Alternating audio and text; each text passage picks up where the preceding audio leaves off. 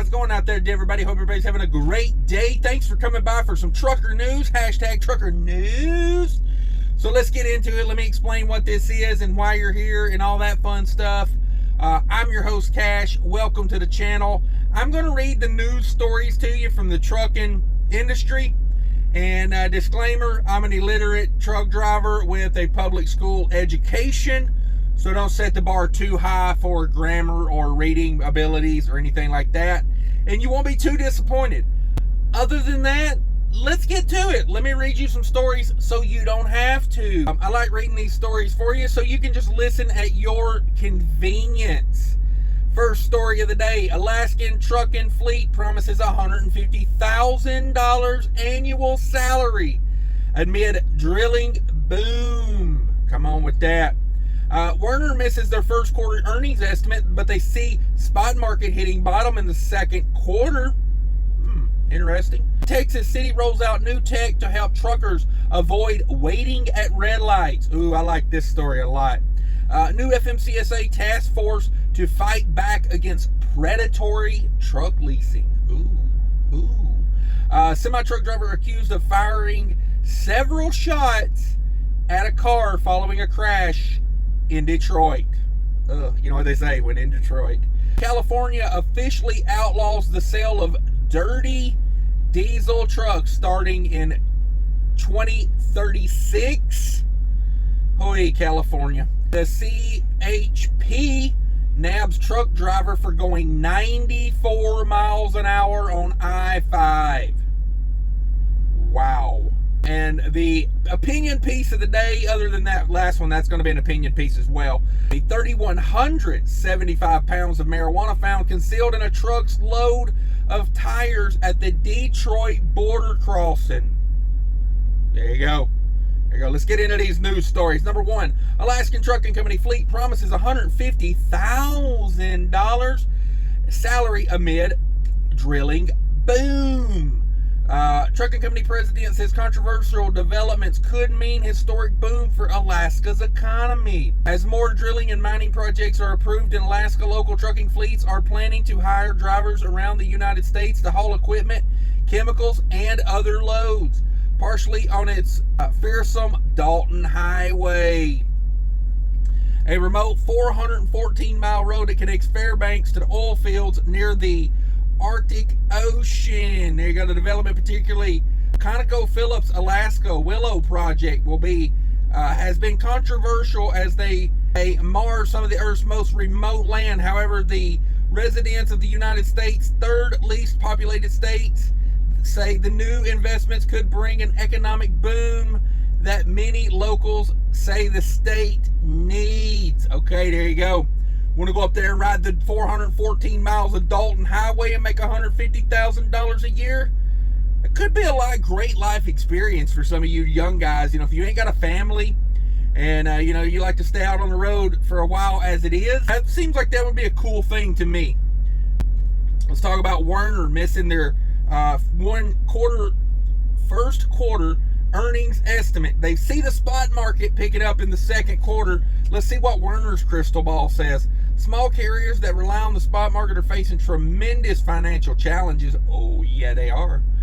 Werner Enterprises on Wednesday reported first quarter revenue of $832 million, a 9% year-over-year increase compared to the same quarter in 2022. Damn, so they're actually making more money now than they were in 2022. That's crazy. The Omaha, Nebraska-based carrier had first quarter adjusted earnings per share of 60 cents, about 11 cents lower than the consensus estimate. Ooh, that's not good, so they missed it. Werner beat Wall Street consensus quarterly revenue estimates of about $830 million, though. So, up, down, all around. Despite spot freights declining nearly 40% year over year, the diversification and minimum spot exposure of our one-way truckload fleet enables us to limit the decline in revenue per mile to 3%, which is at the upper end of our guidance range. There you go. They're only seeing a 3% decrease because they're not running spot market freight. Very smart of them to lock that in why it was good. Texas City rolls out new tech to help truckers avoid waiting at red lights. I think if you want to control emissions and make trucks more efficient, this is the stuff how you do it right here. This going electric stuff is debatable at this point. I mean, we'll get there eventually, but right now, this is the tech that we need in trucking. Texas City rolls out new tech to help truckers avoid waiting at red lights. Isn't that cool? On Monday, the city of Arlington, Texas announced the deployment of new technology to help reduce delays at traffic lights for commercial vehicles. Neat.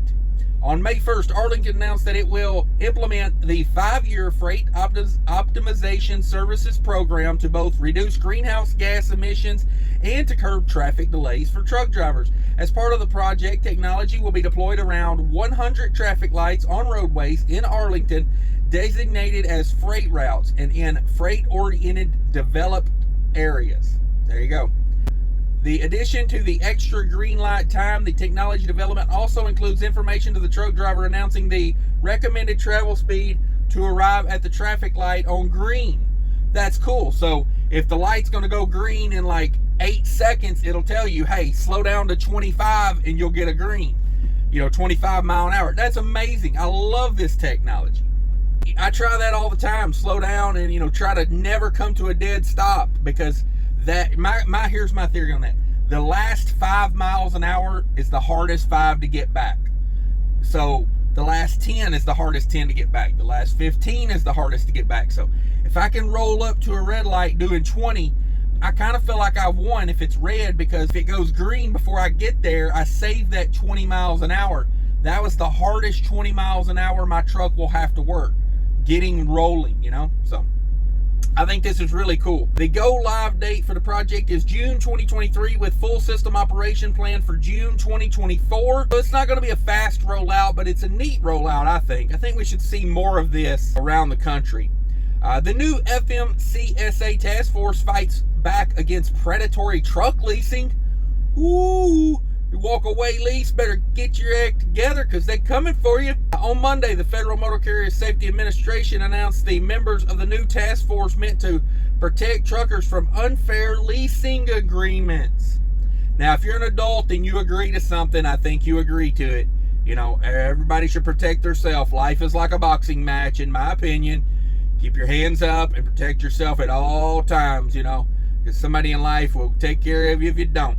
On May 1st, in a May 1st announcement, the FMCSA listed 9 people who will serve on the agency's truck leasing task force.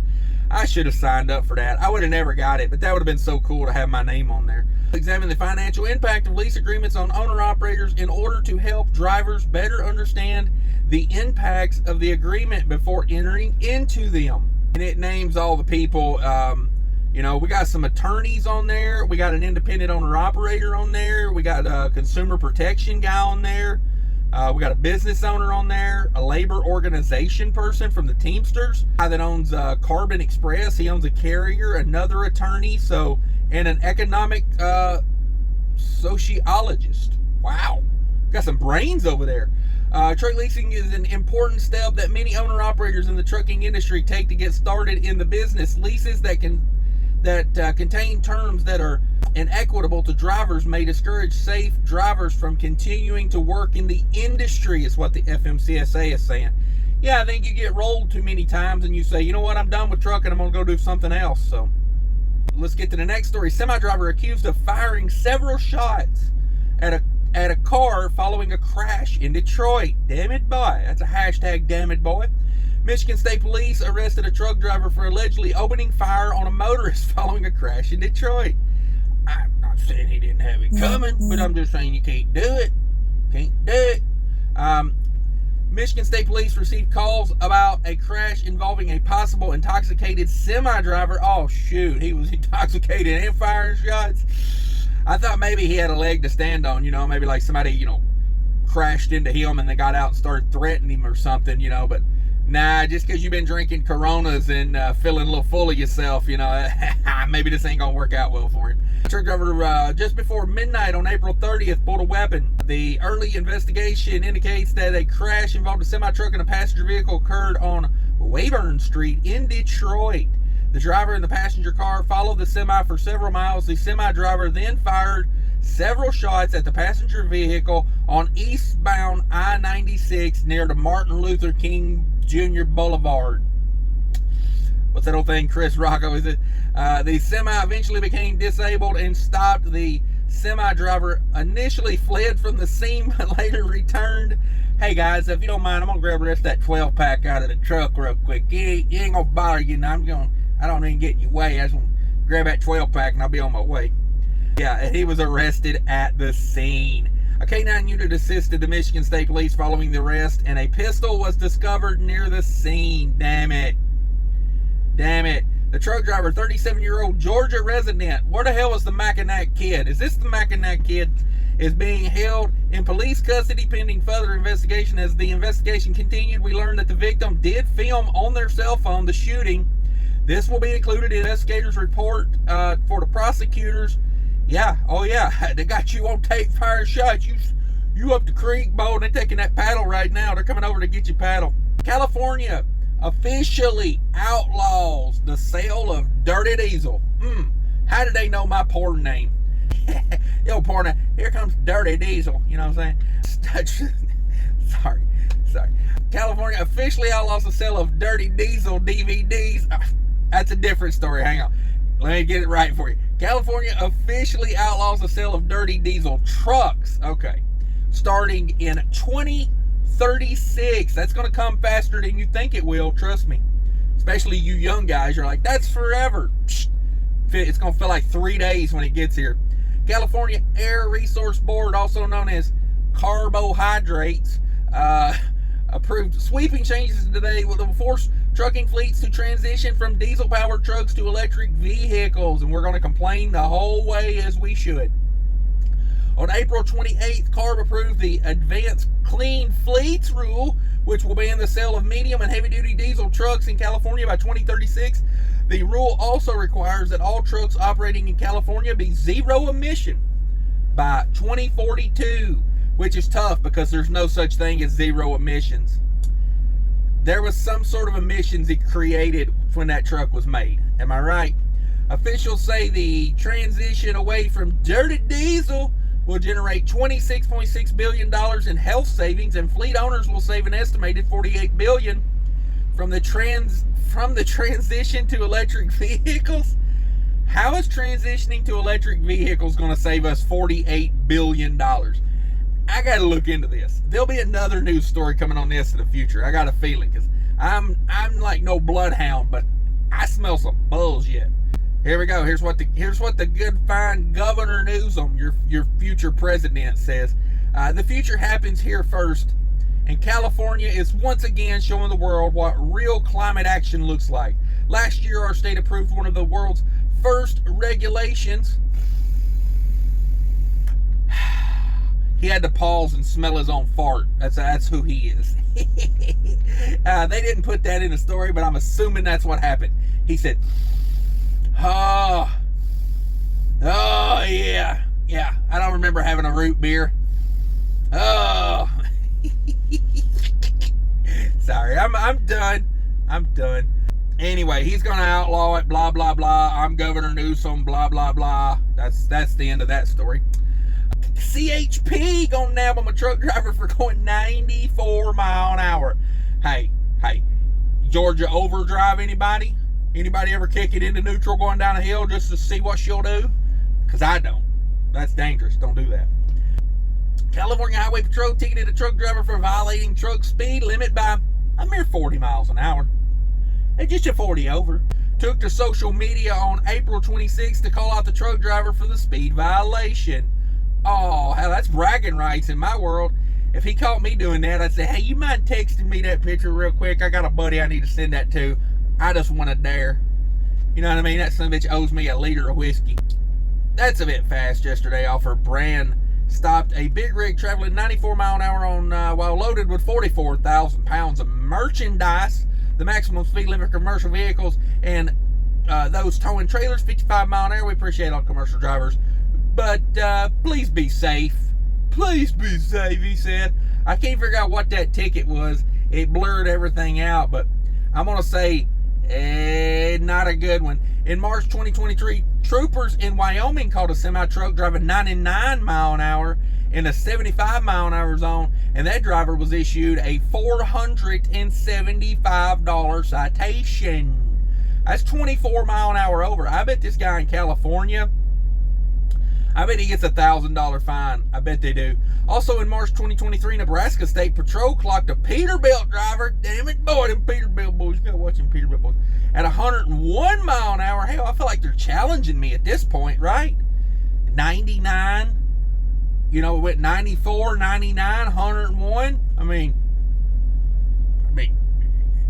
challenge accepted, maybe? I don't know. Like, of course, I got a plastic truck, so, you know, I can't do those speeds.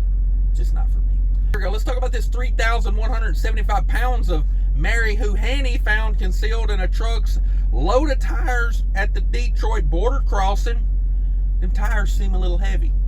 And they smell like dank weed. U.S. Customs and Border Patrol officers in Detroit, Michigan recently seized thousands of pounds of marijuana from a tractor trailer hauling a load of tires. Hell, at that point, he probably had more marijuana than he had tires. You know what I mean? He probably built like a false wall in the back of the trailer and, you know, just built it up, squeezed the tires in there and was like, it's a full load of tires, dude. I don't know what to tell you. The drug seizure happened on April 20th. Oh, got him on 420. You can't make this up. You can't make it up. They got this boy on 420 for hauling 3,175 pounds. It was marijuana. It was just buds. You know. But yeah, ain't they probably ruined somebody's party right there. I bet he was inbound for a party. Inbound for a party. So basically they had lined all the inside of the new tires with bales of marijuana. During a physical inspection of the truck's cargo, officers found multiple packages of marijuana concealed inside the tires among brown packing paper and garbage bags. A total of 3,175 pounds of marijuana was seized by the Canadian Border Police in addition to the truck and trailer. Oh, they got the truck and the trailer. Yeah, it says they work diligently to catch everybody, blah, blah, blah. Reminds the public that marijuana remains a Schedule 1 controlled substance in the U.S., therefore transportation is prohibited and contrary to federal law. Whew, man, them boys in a lot of trouble on that. Everybody being outlaw these days, gonna be an outlaw trucker. But, I don't know, maybe that's where the money's at these days. If you can't go to Alaska and truck up there, maybe you gotta come down here, figure it out. Who knows? Not me. But I'm out of here, guys. Thanks everybody for watching. I much appreciate it. If you made it this far, you should be a subscriber, and you should smash that like button if you like trucker news. Let me know, do I need to do more of these or less of these or whatever. If you're middle of the road, just hit the like button. Just favor it to the positive side, I always say.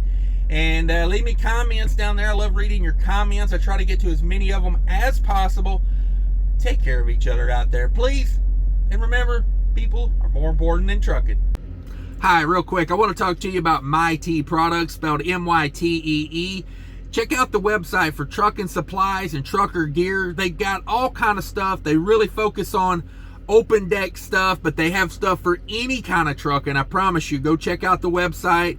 Lots of chains, straps, toolboxes. Everybody needs toolboxes, things like that, especially for flatbed and car haulers. Check it out. I promise you, you'll like it. Use the link down below when you shop.